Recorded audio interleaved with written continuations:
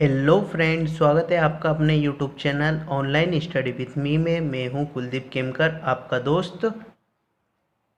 आज की वीडियो में हम देखेंगे प्रॉब्लम्स ऑन एजेस, आयु संबंधित प्रश्न। आज हम देखेंगे कि इस टॉपिक से एग्ज़ाम में प्रश्न कैसे बनते हैं और उसे हम किस तरह सॉल्व कर सकते हैं। इन क्वेश्चंस को सॉल्व करने से पहले हम इनके बारे में कुछ जानकारी जान लेते हैं। आयु संबंधित प्रश्न में हमें बेसिक में समझने के लिए बस इतना ध्यान रखना है कि जब भी हमें एग्ज़ाम में दो वेरिएबल्स दिए हैं, जिस तरह से ए और बी दे रखा है, और अगर इनका आयु का रेशो हमें दिया है, अगर ये 3 और ये 4 दिया है, तो हमें इतना पता होना चाहिए कि इनका जो रेशो है वो कभी भी चेंज हो सकता है, पर इनके बीच में जो समय का डिफरेंस है वो कभी भी चेंज नहीं होगा। जिस तरह से इनके बीच में अगर 4 साल का अंतर है तो वो हमेशा 4 साल का अंतर ही चलता रहेगा। अगर हम देखें, एक एग्ज़ाम्पल लें, मैं अगर कहता हूँ कि मेरी उम्र 10 साल है और मेरा छोटा भाई है जो मेरी उम्र का आधा है, तो मतलब मेरा जो भाई है वो 5 साल का है, मेरी उम्र का जस्ट आधा। और उसके बाद अगर क्वेश्चन में यूँ पूछा जाए कि मैं जब 100 साल का हो जाऊँगा तब मेरे भाई की उम्र कितनी होगी, तो जब मैं 100 साल का हो जाऊँगा तब मेरे भाई की उम्र क्या होगी, 95 ईयर। मतलब जो अभी 5 साल का डिफरेंस है वो हमेशा ही 5 साल का रहेगा। जब मैं 100 साल का हो जाऊँगा तब मेरे भाई की भी उम्र 95 ईयर होगी।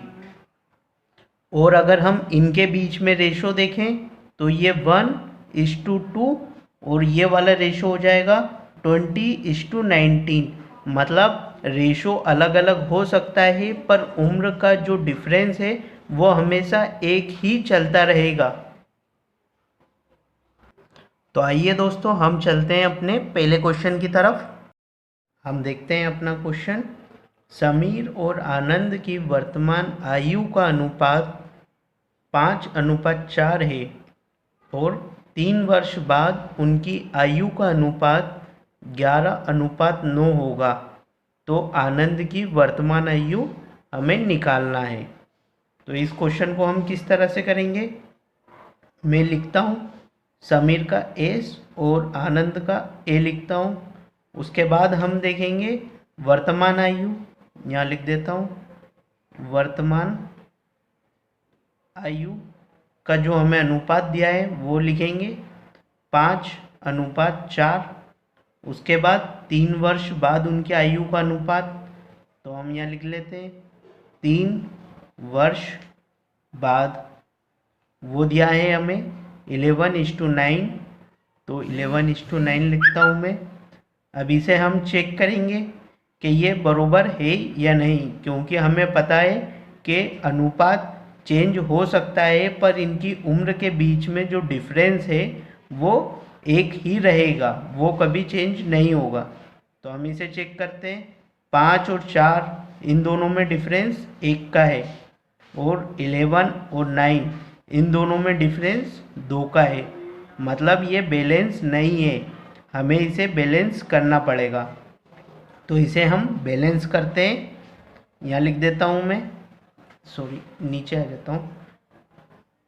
समीर और आनंद इनका डिफरेंस को बरोबर करने के लिए इस 2 का मल्टीप्लाई हमें ऊपर करना पड़ेगा और 1 का मल्टीप्लाई नीचे। तो यहाँ पे वर्तमान आयु क्या होगा, 2 का इंटू 5 में करेंगे 10:2 का इंटू 4 में करेंगे 8, और यहाँ पे 3 वर्ष बाद 1 का इंटू 11 में करेंगे 11:9। अब हम इसे चेक करेंगे।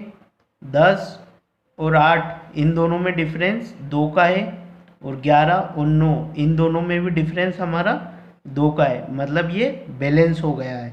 अब उसके बाद हम देखेंगे 10 और 11 इन दोनों में डिफरेंस कितने का है, 1 का है, और वो जो 1 है वो इसका मतलब 3 वर्ष जो डिफरेंस बता रहा है उसकी वैल्यू 3 वर्ष है। मतलब एक यूनिट की वैल्यू जो है वो 3 वर्ष आई है। तो हम देखेंगे वर्तमान आयु हमें आनंद की निकालना है और आनंद की है 8। तो हम 8 का इंटू 3 में कर देंगे, 8 3 जा 24। मतलब वर्तमान आयु जो आनंद की है वो 24 ईयर है। और इसी तरह अगर हमसे समीर की वर्तमान आयु पूछी होती तो हम 3 का इंटू 10 में कर देते, तो ये हो जाता अपना 30 साल, 30 ईयर्स जो है वो अपनी समीर की आ जाती। और अगर हमसे यही पूछते 3 वर्ष बाद दोनों की उम्र क्या होती, तो वही हम 3 का इंटू 11 में करते, तो समीर की जो उम्र है वो 33 ईयर्स हो जाती। और उसके बाद अगर हमसे 3 साल बाद आनंद का पूछता तो 3 का इंटू 9 में कर देते, तो वो 27 ईयर हो जाती। सिंपल। हम चलते हैं अपने नेक्स्ट क्वेश्चन की तरफ। नेक्स्ट क्वेश्चन है अपना P और Q की वर्तमान आयु का अनुपात 4:1 है। 5 वर्ष पहले इनकी आयु का अनुपात जो है वो 5:1 है था। तो P की वर्तमान आयु हमें निकालना है। तो हम लिखेंगे P अनुपात Q और इनकी वर्तमान आयु निकालेंगे हम। वर्तमान आयु का रेशो जो है हमें दे रखा है 4:1, तो हम लिखेंगे 4:1। उसके बाद हम देखेंगे 5 वर्ष पहले की आयु का दिया है, तो वर्तमान है, वर्तमान के पहले लिखेंगे हम 5 वर्ष पहले। 5 वर्ष पहले की आयु का जो अनुपात है वो हमें दिया है 5:1। अब हम इसे चेक करते हैं। 5 और 1 इन दोनों में डिफरेंस कितने का है, 4 का है। और उसके बाद 4 और 1 इन दोनों में डिफरेंस कितने का हो रहा है, 3 का हो रहा है। मतलब बरोबर नहीं है, हमें इसे बैलेंस करना पड़ेगा। तो हम इसे यहाँ पे बैलेंस कर देते हैं। इस 3 का मल्टीप्लाई हम ऊपर वाले में कर देंगे और 4 का जो मल्टीप्लाई है हम नीचे वाले में कर देंगे। तो हम इसका 3 का मल्टीप्लाई ऊपर करते हैं, 3 5 जा 15 रेशो और 3 1 जा 3। उसके बाद हम देखेंगे 4 4 जा 16 रेशो 4 1 जा 4। बस अब हम इसे चेक करेंगे। 15 और 3 इन दोनों में डिफरेंस 12 का है और 16 और 4 इन दोनों में भी डिफरेंस 12 का है। अब हम इन दोनों का डिफरेंस लेंगे, 15 और 16 का डिफरेंस 1। और जो 1 आया है, जो 1 यूनिट इनकी आई है जो रेशो की, उसका 5 वर्ष पहले, मतलब इसका एक जो यूनिट है वो किसके बराबर है, 5 वर्ष के बराबर है। तो हमसे पूछा क्या गया है, हमसे पूछा गया है P की वर्तमान आयु। तो हम देखेंगे P की वर्तमान आयु 16 है, तो हम इसमें 16 इंटू 5 मतलब 80 वर्ष P की वर्तमान आयु हो गई। P की वर्तमान आयु 80 वर्ष हो गई।